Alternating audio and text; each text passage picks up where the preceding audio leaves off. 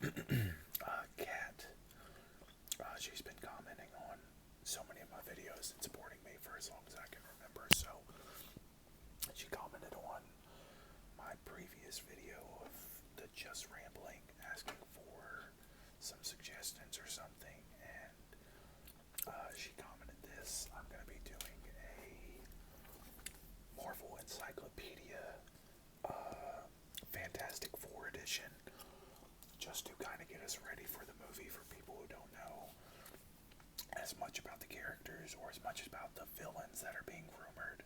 And yeah, so without further ado, let's get right into it.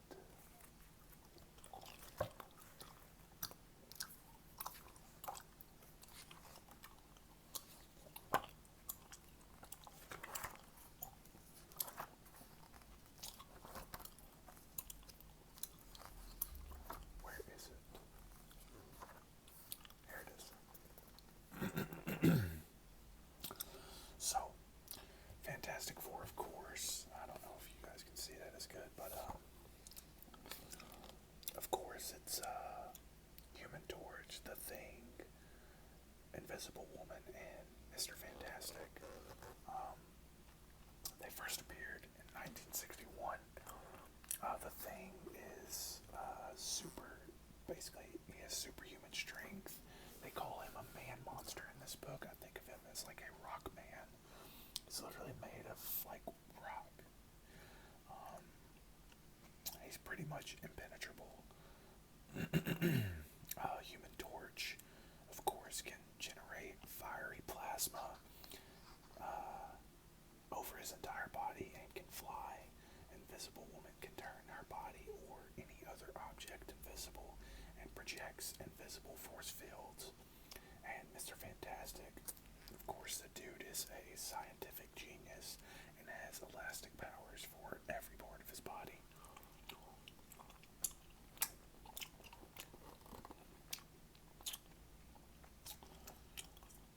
Right here it says Reed Richards was a scientific genius who dreamed of exploring the stars. His roommate at New York State University was football star Ben Grimm.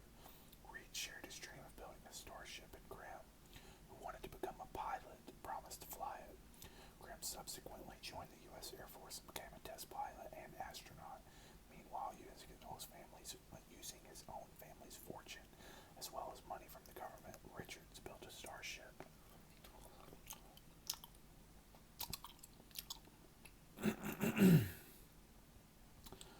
When the government threatened to withdraw its funding, Richards decided to take his prototype ship on a test flight with Grimm at the helm. Richards' fiancée, Sue Storm, and her teenage brother Johnny came along for the ride. Soon after takeoff, a solar flare bombarded the ship with an unknown form of cosmic radiation that mutated their bodies and gave them fantastic powers. Richards became Mr. Fantastic, Sue Storm, Invisible Woman, Grimm, The Thing, and Johnny Storm, the Human Torch.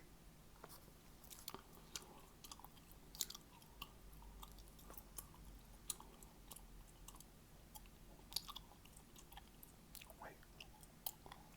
Oh, okay. Pledging to use their new powers for the good of mankind, the four adventurers formed a legal corporation. The Fantastic Four safeguards the planet from human and extraterrestrial super menaces. Galactus. And also specializes in pure scientific research and explorations into the unknown, funded by the patents on inventions and scientific discoveries made by Richards. The team offers its services without charge.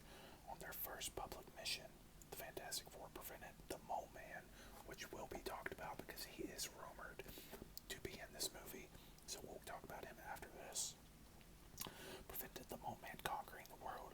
They later stopped the Skrulls invading Earth and the Miracle Man from blackmailing New York City. They were also responsible for the return of Prince Namor.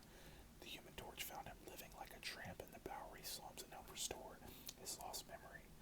They also uncovered the menace of Doctor Doom and made first contact with Uatu the Watcher and the mysterious Inhumans. They blocked Galactus from consuming the Earth and discovered the area of subspace known as the Negative Zone.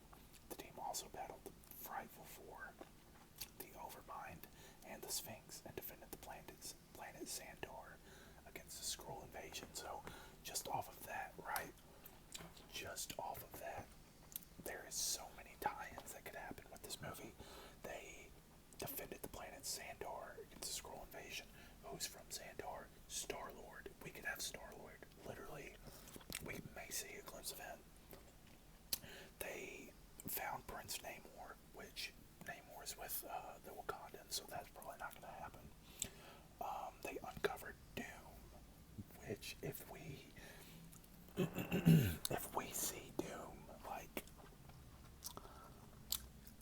so they uncovered the menace of Doctor Doom and made first contact with the Watcher. Either one of those would be insane. I much rather would prefer to see Robert Downey Jr. as Doom, just because, like, it is a long time coming, ever since that announcement. Excuse me.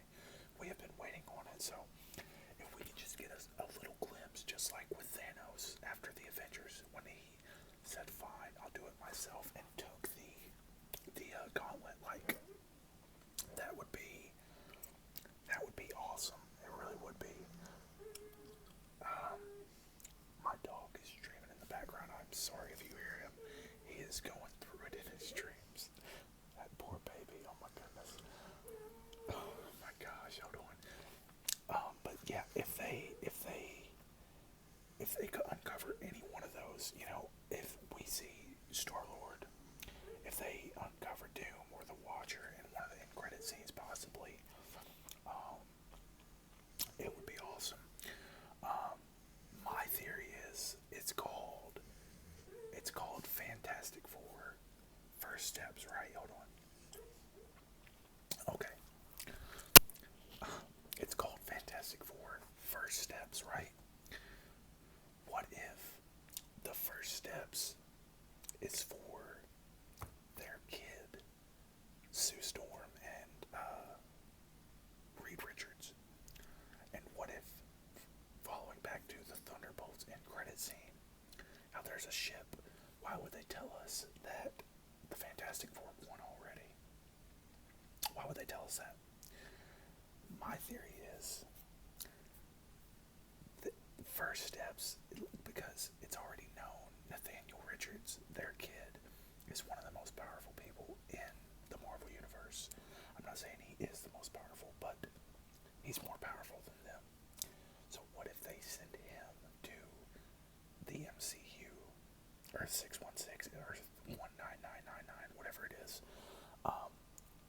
and that's why it's called First Steps, because it's centered around getting their kid to the MCU, and they're still staying back fighting Galactus or Mole-Man or whoever it is. I don't know. Just a theory. Just a thought. I could be completely wrong, but it'd be crazy. So, moving on. Let's go to, before we do Galactus, let's do Mole-Man, because not many people know about Mole-Man. He is a little guy, but you'll see, he basically controls this monster, and the dude does whatever he wants him to do. Where is it? There's Mr. Fantastic, Mole-Man right here. So yeah, let me show you guys this. This is Mole-Man. Little guy, carries a staff. His first appearance also was in Fantastic Four #1, November 1961. His real name is Harvey Elder. His occupation was he was a former nuclear engineer, ruler of the Subterraneans. He is based out of Subterranea. He is 4'10", 165 pounds. His powers include ingenious inventor of weapons, capable of seismic disturbance, dominating personality, heightened senses, including a radar sense that enables him to navigate in pitch darkness or to sense the presence of objects or people behind him. So, with Invisible Woman, he'd be able to sense her. I'll give you his description that they gave him. Shunned and ridiculed for his bizarre appearance, Mole-Man turned his back on the surface world and sought a legendary underground kingdom. He eventually found an entrance to it on Monster Island in the Bermuda Triangle, an underground world filled with advanced technical devices left by a race known as the Deviants. Bowman also found a race of semi-human creatures whom he enslaved, sometimes in partnership with Red Ghost, Kala, or the Outcasts. His deadly plots against the surface would have been thwarted by the Fantastic Four, the Avengers, Iron Man, and the Hulk. Moman declared himself ruler of Subterranea and formed an alliance and budding relationship with Kala, queen of the Netherworlders. But when his homeland was destroyed by Ultron, he turned his attention toward the surface world once more. Moman and Kaisera Oz had a son, Mo Monster, which is who I was talking about. The repulsive clawed monster ruled another area of Subterranea until he overthrew his father and continued his conquest on the surface, where he was defeated by Nova, which Nova is still yet to be introduced. He's got a long time coming, I feel like, because he's been teased for forever and still nothing. But yeah, we will probably be seeing him. I've heard that he's been cast. I don't know if that's the truth or not, but we'll see. Excuse me. Now, on to Galactus. The next, not even the next Thanos, he is the next Thanos times 10. But it's gonna be crazy. Here he is. Does he have 2 pages? He does not. Okay, cool. So yeah, here is Galactus. I can't even fit that in there. There he is, alongside Nick Fury as well. But Galactus, the devourer of worlds, literally. He can literally eat planets. His real name is Galen. His occupation is listed as consumer of planets. His height is 26 feet 9 inches. His weight is 18 tons, which is 36,000 pounds. First appearance was Fantastic Four number 48. Wow, it took him a while to appear. His powers: he manipulates vast cosmic power, can restructure matter, and deliver a planet-shattering energy blast. He's able to teleport across the galaxy and create force fields, travels the galaxy in a world ship the size of the solar system, and also pilots a smaller circular shuttle.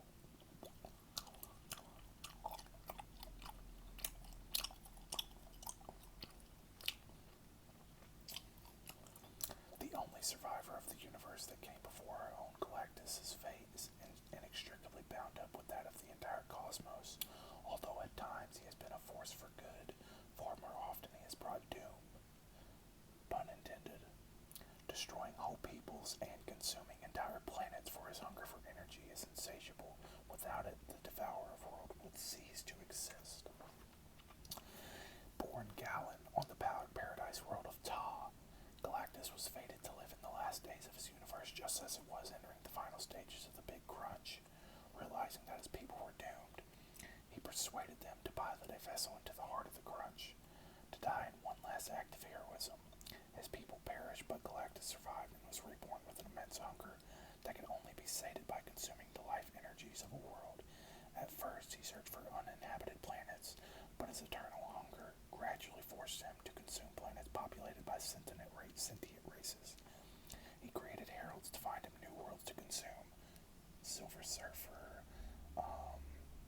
I forget the female Silver Surfer's name, but she's going to be in it as well. When Galactus reached the planet Zenlaw, a Zenlavian struck a deal with him to save his world and became the Silver Surfer. Yeah, right there. He eventually betrayed his master to protect Earth. At one point, Galactus was killed, but he was later resurrected to help prevent Abraxas from destroying the entire multiverse. Galactus was held in the Kiln prison, but Drax the Destroyer broke him out so that he could stop the Annihilation Wave. The Ultimates managed to end his hunger and transform him into the Lifebringer. However, his peace was short-lived. When an Ultron Hank Pym-controlled planet threatened the universe, the Silver Surfer persuaded Galactus to consume the world. unfortunately, this revived Galactus' need to our planet to survive, and the Silver Surfer became his herald once again.